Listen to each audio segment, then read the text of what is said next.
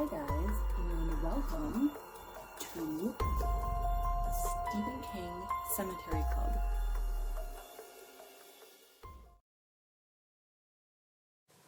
Hi guys, I am using the Stephen King Library edition of Cujo. So this one was published in 1981. Mr. King on the back. I love the artwork on this one. This is one of my favorite covers. Now, there's much to say. I believe this was written in one of Stephen King's darker times. He was very into cocaine, and I think he mentioned that he barely remembers writing this book. He was so out of it.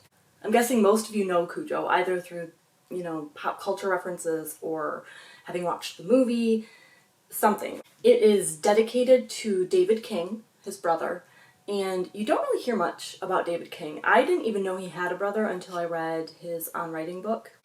And this story actually begins with the classic Once Upon a Time statement. And he references Frank Dodd as a monster who came to Castle Rock. And if you'll recall, Frank Dodd was the murderer in the Dead Zone. So he is the guy who raped and killed a whole bunch of young girls and some older women. And he was eventually caught through the powers that John Smith developed. And he was killed, but people in town use him as like a boogeyman in a way. They'll go around and, adults will say, Frank Dodd is going to get you, and, beware, Frank Dodd is still around, that kind of thing, just to scare children. So he is kind of like a folklore thing in the town of Castle Rock. So the year is 1980. The main characters are Vic, Donna, and Tad Trenton. So Vic and Donna are the parents. Tad is 4 years old. Tad is seeing a monster in his closet, and the monster is foreshadowing Cujo. And it's one of those things where it's partially there, partially not. So it's almost like a vivid dream, but things actually move in the closet. His parents come in and they dismantle the blanket and the teddy bear that are looking back at Tad. And they're like, oh, it's just this thing, and, it's not really a monster, it just looks like a monster in the dark. And then all of a sudden, after they've left and they've shut the closet door opens and the blanket and teddy bear are reassembled in that same way. So there's obviously something happening. So technically there is a monster. A year ago, the Trentons, who moved from New York to Maine, they drove way out to the outskirts of town to Joe Camber's garage. They needed their car repaired, and there they met Cujo, who is a huge St. Bernard. And he is such a good boy. He played with Tad. He is just patient and adorable and gentle, and it makes the whole story really, really sad.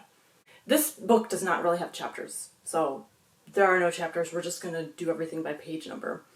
There's a segment where we're observing things through Cujo's eyes, and he's chasing a rabbit. He follows the rabbit really far. The rabbit goes into a hole, and Cujo kind of goes in after him and gets stuck. He can't really see very well because it's dark inside, and his body is covering up any light that would come through the hole. But there's a limestone cave which is about 20 feet deep, and there are lots of animal skeletons because animals will slide down the embankment and not be able to climb back up into that hole. And there are bats roosting in there. So Cujo is still smelling the rabbit, still wants to get the rabbit, starts barking. He disturbs the bats. The bats start swirling around the cave, and they try to get out, but he's blocking their exit. So they start freaking out and touching him. He bites one, and as it's being crushed, it slices Cujo's muzzle and draws blood, and the bat is rabid. Cujo extracts himself from the hole, and he feels like a bad dog. All caps, B-A-D-D-O-G, all one word, no space. He goes to a river, and he drinks, and he tries to bathe, and he just feels off. Quote, he waded upstream. He drank deeply. He rolled over in the water, trying to get rid of the nasty taste in his mouth, trying to get rid of the dirt and the watery green stink of limestone, trying to get rid of that bad dog feeling. page 20. But now Cujo has rabies because he's never had a rabies shot. So Vic and Donna Trenton are having some marital strife. She kind of resents him for moving to Maine. She misses the hustle and bustle of the city. She kind of feels like she is turning into a Stepford wife. It's that very similar situation that we see in the Stepford Wives, where she feels like she's just a mom now.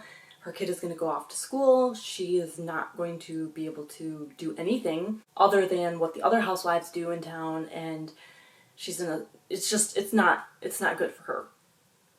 So she and Vic are having some problems. Vic and Roger Breakstone are business partners. They have formed an ad agency called AdWorks, and they broke off from their big agency that they were working in together in New York. And one of the accounts that they used to handle, the Sharp cereal account, followed them. So now they have a huge cereal account, and it's in jeopardy because there's a red dye that is used in the Red Raspberry Zingers. Kids, if they ingest it, the dye content is so high and so red that if they vomit, it looks like blood. So that caused quite the scandal, and now that is kind of the reason that one of the guys from the company is going to use to try and get rid of these ad men. So he and Roger are going to have to go away for at least a week to try and straighten things out, which is going to leave Donna alone with Tad. So Cujo is trying to get back to his normal life, and he still feels really bad, and he visits a neighbor and growls at him, even though he didn't really want to, and the guy had never had Cujo growl at him before. Quote, "All in all, Cujo didn't feel very well. He hadn't growled at the man because he was hot, but simply because he didn't feel good. For a moment there, just a moment, he felt like biting the man." Page 37. So because Donna and Vic have been having problems, she turned to Steve Kemp. They're having an affair, which she ends, and it's very ugly. Steve does not like being told, to take a hike. He was waiting for her in her own house when she came home from shopping, which is creepy, and he wouldn't leave. And she was kind of freaked out that he wouldn't. And then what do you do? Because you're having an affair, and you can't tell anyone about that. There's no recourse. You can't get your husband to kick him out. And now this guy has something over you. Steve Kemp has a terrible temper tantrum. He finally leaves. Then he goes home and he's still furious. Steve writes a letter to Vic, an anonymous letter, and taunts him about the affair that he's having with the wife, Donna, and includes a sentence about her mole, a mole that would be covered, as we find out later, even by a tiny, tiny bathing suit. So he mails that out, and it's going to go to Vic's office. Donna's car is acting up. The needle valve is sticking inside the carburetor. And I don't know what that means. All I know is that I used to have a car with a carburetor. Tad is worried that Vic is going out of town because he needs someone to say the monster words, as he calls them. And this is like a little ritual that Vic has begun, where he stands over Tad at night and he says a whole litany of things to keep the monsters away. So Vic reassures Tad, quote, "I'll print them on a piece of paper and tack them to your wall, and Mommy can read them to you every night I'm gone." Page 61. So this book just sets everything up so beautifully. It has, the car that's going to need to be fixed, and she's going to have to go out into the outskirts of town to get it fixed, and the husband will be out of town. And we also have Joe's wife, Charity. She has a winning lotto ticket, and she wants to use the winnings to take her son to visit her sister, which is going to leave them out of the equation. And she goes through a whole bunch of stuff trying to get the husband, Joe, who's just an asshole, to agree to this situation. She basically kind of bribes him. She buys him an expensive chainsaw, which he needs for his garage or something like that. And the guys who deliver it, they bring it out to the barn, and Cujo's in there, and Cujo is growling and menacing them. He just starts stalking them, and they're fearful. They're really scared.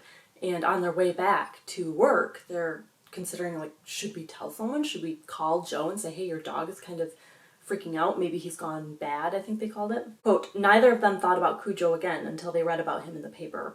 Page 76. Vic opens Steve's letter. He's at first really scared, and then he's sad, and then he's angry, and he doesn't go home right away.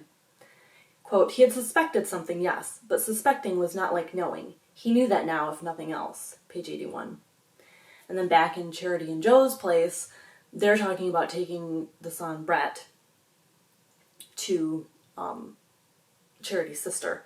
And they fight, and Charity actually stands her ground. So it sounds like Joe has been beating her throughout the years, and she doesn't want her son to learn from him and to become the way that he is. She wants a chance to make her son a good, decent person before her husband ruins everything. So eventually Joe gives in.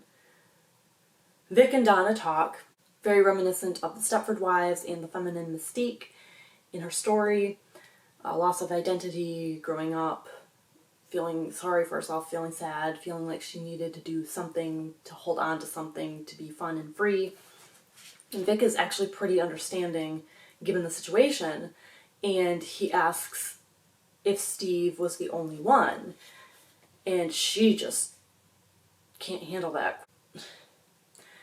She's in the wrong, and I think it's a legitimate question, but, quote, it was the one unforgivable question, the one he had no right to ask, page 97, which I think is pretty bitchy of her because, you know, she had an affair, he found out in a terrible way, and she confessed, and then she basically is like, how dare you ask me if I had an affair with more than one person? I don't know. That seems really bitchy and not very fair. And then we go back to Cujo, and he is just aching all the time. His brain is fritzing, and the illness is just settling in, and he's unable to eat, doesn't make him feel good, doesn't want water. Quote, when he slept, he had dreams of uncommon unpleasant vividity. Page 97. He dreams of killing Brett, which is the boy, and ripping out his throat and guts. Cujo is starting to slip away, and he is becoming unlike himself, and he's not going to be able to control himself. So pretty soon it's just going to be the disease running through him, and that is where we're going to leave it today. Have a spooky day.